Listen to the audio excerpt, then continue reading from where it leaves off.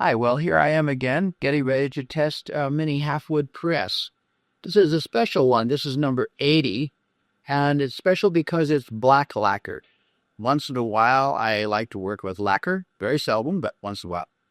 And number 80 is a lacquer press. I'm having some guests in today, so I'm not sure how this is going to go. But before they arrive, I thought I would go over the parts of this press. Of course, the press comes with a box, this box, and comes with a little book that describes its unique qualities. And the box, which also is a little different than my other boxes because it matches the press. It's black lacquer. The box comes with a certificate of authenticity. It comes with the DVD that you're watching, a set of new blankets. It comes with an Allen wrench. The Allen wrench is for tightening the wheel in the event that it ever became loose, which is unlikely. It comes with a new copper test plate, a 22-gauge copper test plate. And this card, and when I'm finished etching, I will mount the test plate onto this card in this fashion. And finally, a user's manual. To get started, the first thing I do is to load the blankets into the press. I'll be using some older blankets.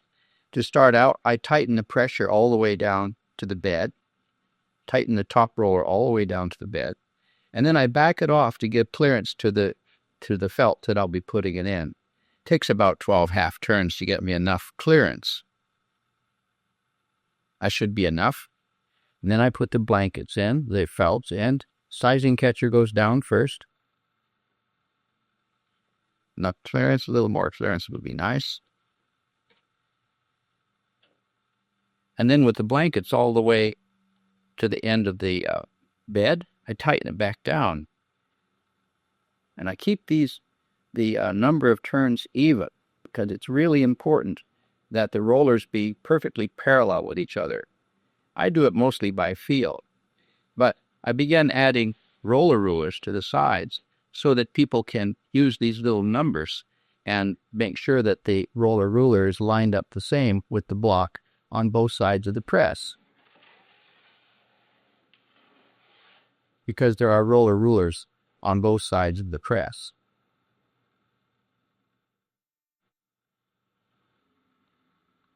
First thing I'm going to do, I plug, this is the little hot plate that I made, and the inks I use are oil-based, so they respond to heat, they soften. This is a French ink made by Charbonnel, and the color is called Sanguine, as blood. This is cerulean blue. I'm going to mix the two of them. I've used this combination before, and I like it.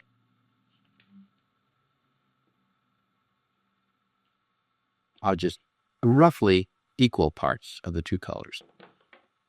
There are plenty of colors to choose from in the art catalogs. We have a big company here in Seattle called Daniel Smith, which makes ink, and I sometimes use those. Today I decided to use the Charbonnel. When it comes from the tube, it's pretty stiff and hard to wipe. So, that's kind of a yucky color.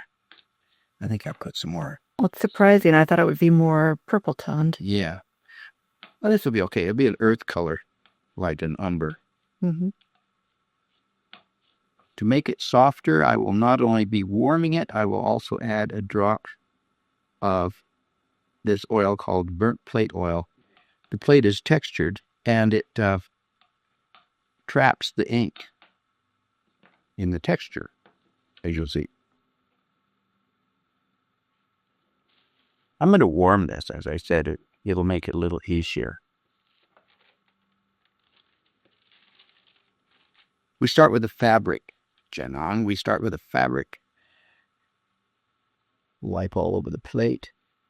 You can see right away that the texture is holding on to the ink. Then I like to switch to a paper, page out of a phone book. And finally, what's called the hand wipe. Dry the hand. Add a little talcum powder so it's really super dry. And then very lightly wipe over the plate this way. Is there any ink residue at all after you get done with that step? You have control over that. Okay. You can leave a faint tone so that it might be kind of moody, hazy looking, or you can wipe it as clean as you can and it'll be sparkling and very contrasty. And many people are hand coloring the prints after they do the inking and wiping to let it dry, and they go after it with watercolor. So it's not... So they want just a minimal amount of ink transfer? Yeah. They might just have lines, in fact, just, outlines like setting up a coloring book page. I see. Okay, now over here I have paper soaking. Then in this tray for bottom power.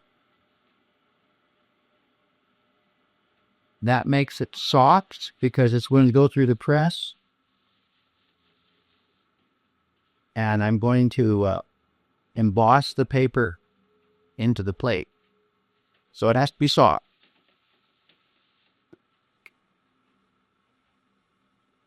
I've already set the pressure by tightening these two top screws down. And as I said, I get better results if I warm the plate, so I'm going to give it a little warm over.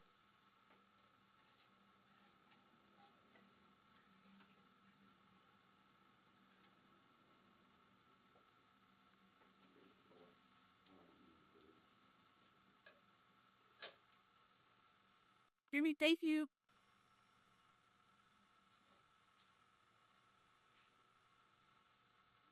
The papers are kind of like watercolor paper, but it's they call it printmaking paper, but we really interchange it. Are they textured? Slightly textured, yeah. There are hundreds of kinds. I see. Yeah, some are very textured, some aren't. Some of them had leaves in them. Now, for the sake of the video, I'm going to go twice. I'm also going to tighten it slightly because I detected that it wasn't really as tight as it should have been. We'll get a really great impression if we go through twice. And another thing I do, which is a little unorthodox, even in the printmaking world, is that instead of putting an edition number on it, I put what's called a moment number, which is today's date, 11/01/27, and I even put the time on, which by the 24-hour clock is 2017. So I think the moment it was made is more interesting than just how many were made. Oh my gosh, look how much ink transferred. Yes, I left quite a lot of tone on that.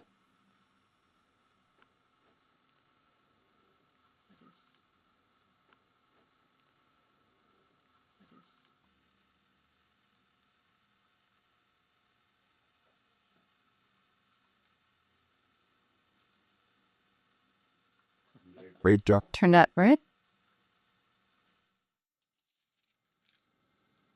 I can save these oil-based inks for a few days and put them in some wax paper. And I'll send these along with the test plate in case the owner wants to play around with the same inks. Well, that does it for the test for number 80. The black lacquered press going to Pottsville, Pennsylvania. And I'm Bill Ritchie. Thanks for watching.